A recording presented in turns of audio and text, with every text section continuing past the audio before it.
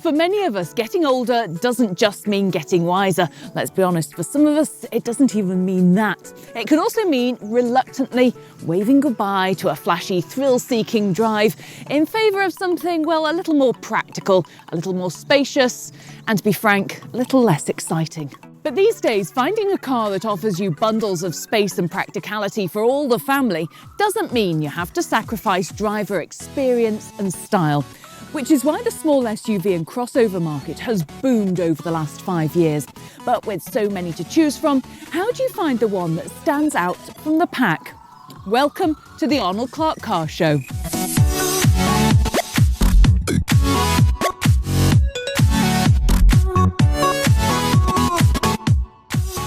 Coming up, on this episode, we're going to be taking a look at 3 very different SUVs, each with something that little bit special to set them apart. The unmatchable affordability of the Dacia Duster, the next generation cost-efficient and eco-friendly Toyota CHR, and for those of you with a bit more cash to splash, the high-end, all-conquering Volkswagen Tiguan. And later in the show, we'll also be looking at child car seats with some top troubleshooting tips from the experts at Good Egg Driving. But we're going to start the show with a Romanian car. That's right, Romanian. Perhaps not a country that immediately springs to mind when it comes to the good and the great of motor manufacturing. But Dacia has been making and exporting cars since 1966, and for the last 20 years has been owned by the French giant Renault. That means they can take advantage of shared, pre-developed technology. That means they can keep manufacturing costs relatively low. And that means they can produce a crossover SUV option that comes in at half the price of its competitors. This is the Dacia Duster. There's no doubt about it. The headline-grabbing aspect of the Dacia Duster is its price, living up to its name and sweeping away its rivals at less than 10 grand for the entry-level model. This is, well, a little deceiving though, because for that price you get, well, not an awful lot. There's no radio, no air conditioning, and very little in the way of mod cons. But in saying that, even the higher spec models, such as the Essential, the Comfort, or this, the top of the range Prestige, which comes in at a little over 14 grand, will still save you thousands compared to its rivals. So, putting price to one side, how does the Duster stack up as a practical family SUV? Right, Joe, let's start off with the boot then, because it's really quite impressive, isn't it? Yeah, there is 445 litres worth of space in this boot, which is more than a Nissan Qashqai. So a very large boot amount to start off with, but once we fold these seats down, it actually triples that amount of volume in this boot space, so lots of space in the boot. The only downside being this annoying lip though. Yeah, so there is a wee bit of a lip here, but it's fairly easy to lift stuff over that as well. But aside from that, you do have a wee 12 volt charger just up here, if you ever need to vacuum or charge anything in the rear of the car as well, which is quite useful. Well, one of the things about a crossover SUV is the space and the storage inside, so let's jump in and have a look.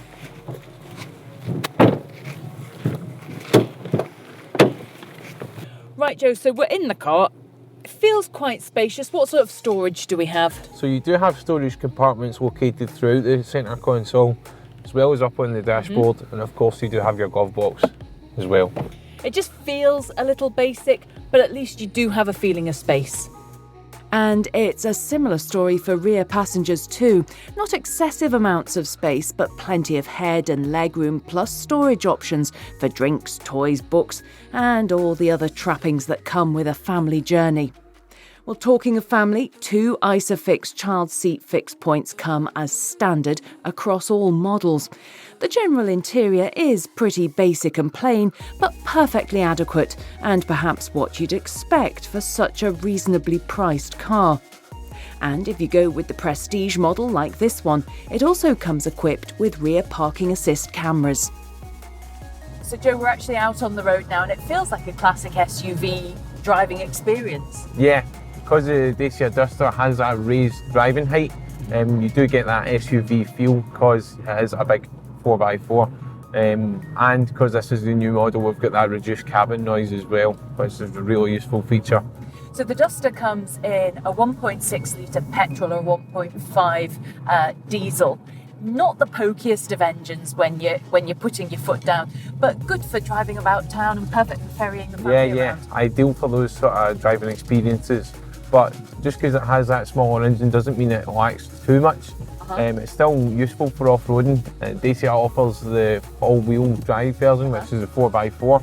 So added to that, with that engine, it's still ideal for doing your off-roading, but again, your city driving as well. And what about in terms of fuel economy and carbon emissions?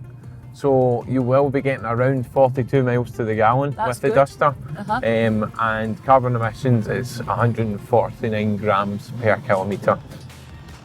One thing to note is that the Duster doesn't have any sort of autonomous braking system, again in order to keep costs down, which means it only scores a 3-star Euro NCAP safety rating, but don't let that put you off. This is an honest and affordable SUV. It doesn't pretend to be anything it isn't, and it really is unmatched in terms of what you get for your money. In fact, it was recently voted the most affordable car on sale in Britain to buy and to run, and What Car's best family SUV for under £18,000. It may not sweep you off your feet, but the Duster offers way more than you'd expect. And when it comes to value for money, well, it cleans the floor with the opposition. Next up, we're shifting focus to a car that bucks the trend when it comes to the small SUV market. With the CHR, Toyota are not only offering a hybrid, eco-friendly and fuel-efficient small SUV option, but they're also providing a genuinely sporty and risque design, a flashy-looking crossover. But is there substance behind the style? Traditionally, the family SUV market has been dominated by the need for practicality, space and comfort. Pushing the boundaries of how a car looks is not high on the SUV agenda. But then the Toyota CHR isn't a traditional SUV. Even compared to its rivals in the compact crossover market like the Nissan Qashqai, it offers something a bit different, especially if you go for this, the hybrid 1.8 litre petrol option. So Scott, we're going to be taking a look at this, the Toyota CHR. It comes in 2 versions, the 1.2 litre petrol, but this one we're focusing on today is the hybrid 1.8 petrol version. So this is really a very different looking crossover, isn't it? Yeah, it really is. It's quite a striking looking car. It opened up a new market for Toyota in terms of the SUV. You have a look at the front grille as well. You can see the diamond feature throughout the car. So your front grille, your sleek looking light fixtures there, and then your nice large big wheel arches as well. The other thing that's very prominent on this version is the flash of lime green yellow along the side. Do you have to have the lime green yellow? No, you don't. It's customisable as well, so you can get it in different colours. That's called the accent pack. But the styling of the Toyota does have some drawbacks. The heavily styled rear end looks great, but does mean some restrictions on driver visibility, although all versions do come with a reversing camera. Rear passengers, especially kids, may find the dark and relatively small rear windows a little claustrophobic, and I'll leave you to decide whether these unusual rear door handles are a great design feature or a touch impractical when it comes to trying to herd the little ones in the back. Also, the boot capacity is decent, but not as big as rivals such as the Qashqai and the Seat Ateca, and no height-adjustable boot floor means an annoyingly big lip and a pretty big step in the floor when the rear seats are folded down. But Scott, the CHR, especially this hybrid version, does have an awful lot going for it, doesn't it? Yeah, it really does. Things like your CO2 emissions, only 87 grams per kilometre, so it's really great on your road tax and your company car tax for business users as well. And exceptional fuel economy. Yeah, so they advertise about 74 miles per gallon, but in your real-time driving you're going to be doing over 50. Right, that's still very good. And you've got your Toyota warranty. Yeah, so it's a 5-year warranty or 100,000 miles. So talk us through the infotainment system then. So the infotainment system's great. With the screen here, you can see it's a nice clear sat nav. got loads of media options for your radio, your Bluetooth audio, and then you can actually monitor how you're driving as well through the energy monitor and see how much battery power you've got, how you're charging it as well. Now, a lot of people are a little bit jumpy when it comes to in terms of the extra electrics that are needed for hybrids. How is it in terms of reliability? So it's a really reliable car. As a brand, Toyota are quite reliable as well, and this car shares quite a lot of components with the Prius, which is a great name itself, doesn't it? So this whole hybrid market is still quite new to a lot of people. Just explain very basically how it works. So when you start the car up, it starts up on the battery power, so there's no noise coming off the car at all. And then when you're driving, it's up to about 30 miles an hour, you're only using the battery power, so you'll be consuming that at that point. And then once you kind of switch over that speed, that's when you're using your engine. So in terms of recharging that battery, there's no plug-ins because it's not an electric car, so how does that recharge? So it's all your braking that charges the battery up, so when you're slowing down at lights, slowing down on the motorway, anything like that, feeds all the energy back through the car into the battery. So it's great for driving around a city if you can just exist on that under the 30-mile-an-hour range and just exist on the battery. Yeah, absolutely. All your kind of local driving, most of it will be about 50-60% using the battery power, and then as you said, until you go over the 30-mile threshold. The Toyota CHR isn't a cheap option. Whether you go for the 1.2 petrol or the hybrid version, it'll cost you a few £1,000s more than many of its rivals. But the hybrid version especially makes financial sense. The money you pay up front will be offset by the lowest tax and running costs you're likely to find anywhere.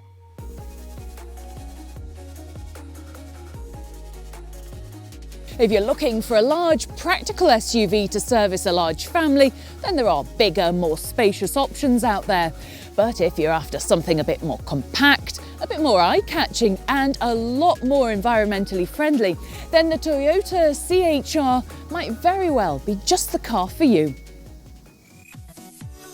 Still to come on the Arnold Clark Car Show, we take a look at the hugely popular Volkswagen Tiguan and why its second generation is not only an SUV to be reckoned with, but why more prestigious luxury brand names should beware. For many of us, the decision to buy an SUV often comes with the demands of growing families and the need for more space for the seemingly endless amount of stuff that comes with them. But of course, there are other considerations that come with smaller passengers.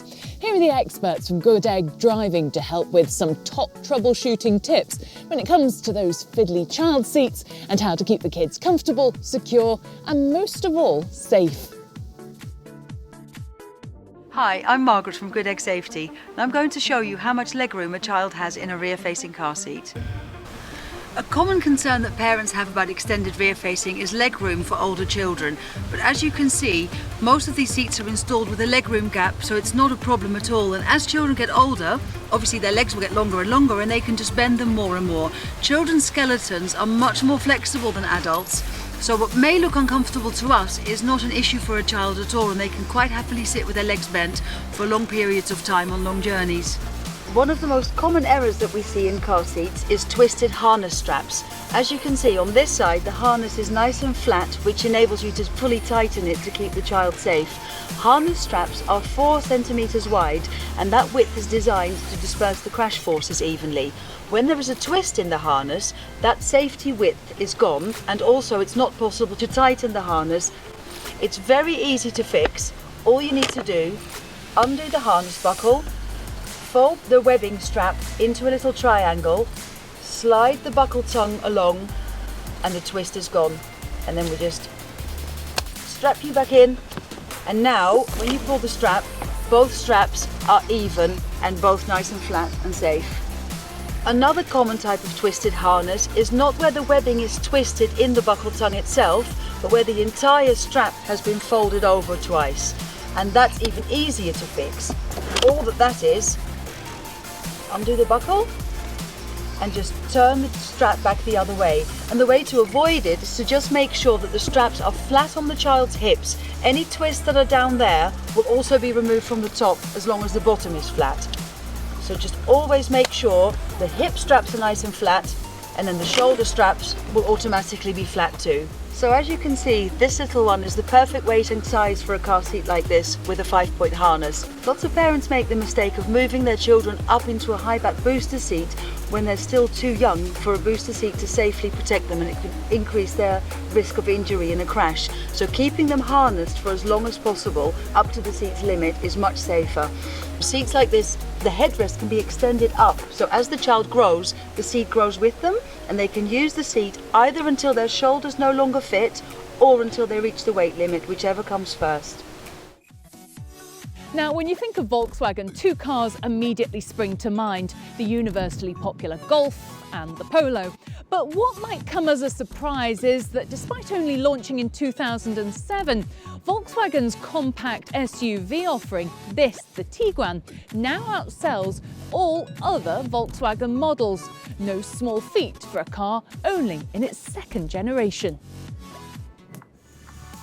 There are certain buzzwords that all manufacturers hope will apply to their SUV and crossover offerings: space, comfort and refinement.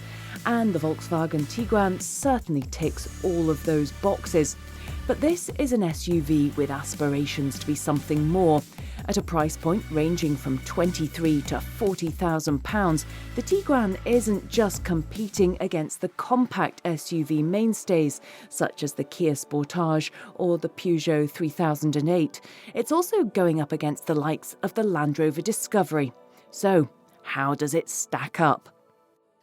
So I'm here with Gordon Stevenson, and Gordon, you've got the second generation Tiguan here. They've changed the overall look quite a bit, haven't they? They have, Rachel, yep. The wheelbase is longer. The overall length of the car is a wee bit longer. The width has increased, but the roofline has dropped 30 millimetres. That's strange because you're not aware of that when you're in the vehicle. It still feels like you've got a lot of space. Yes. Now, you're here with the top of the range R-Line version. Yes. Talk us through some of the nice refinements on this one. Okay, most of the changes are cosmetic. If you have a look at the front of the car, there is a new headlight style, and there's also the new radiator grille. If we move along to the side of the vehicle, you can see the extended wheel arches here, which makes it a bit more rounded and soft. Also makes it look very, very sporty. And you've got all the chrome as well, which is a lovely touch, isn't it? Yes, you have the chrome finish all the way around the tinted windows. You also have the chrome roof bars, and there's a chrome strip along the door and the chrome running bars. And then, of course, moving to the back of the car, you've got the nice spoiler as well. You have, Rachel, yeah. You have an extended spoiler at the back, which again adds to the sporty feel and look of the vehicle. And that also houses the high-level stoplight inside the spoiler. So, talking about safety and the stoplight, how does this compare on the rating system? This car is 5-star top rating on the NCAP. Well, safety's important, but something else really important: boot size. Let's take a look. Oh, that's a decent size. How do the figures stack up? So as it sits at the moment, Rachel, it gives you just over 600 litres of capacity. Right. When we fold the seats down, it increases the capacity to just over 1600. Right, and that's got these levers here. You've got levers here. If you just give that a wee pull for me. Oh, that's good. Nice and easy. You're not having to go round and wrestle with the seats. Exactly, nice and practical, yeah. And I also notice on practicality, we haven't got a lip here either. It's nice and easy for loading. Which is ease of use for your shopping, sports equipment, even a wheelchair. Brilliant. So it's spacious in the boot and loads of space in the cabin as well. Yes, there is, as you can see, Rachel. We've got various little storage areas. We have one here in the centre console. We have two USB connections in that particular area. We also have, if you'd like to press the button for me. Oh, that's nice. Nice little cupboard there. Because there's so much space that you don't actually really use, but that's great. And then you've got all your usual areas as well down here. Yep. It's really well thought out. Yes.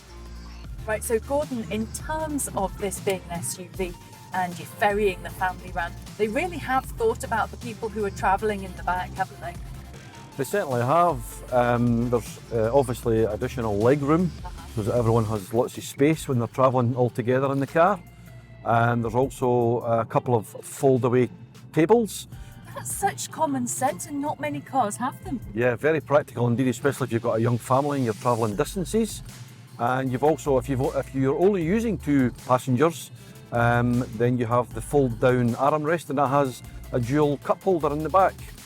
Now, talk us through the actual drivability of the car. Despite it being an SUV, it does feel like you're driving something smaller, a bit sportier.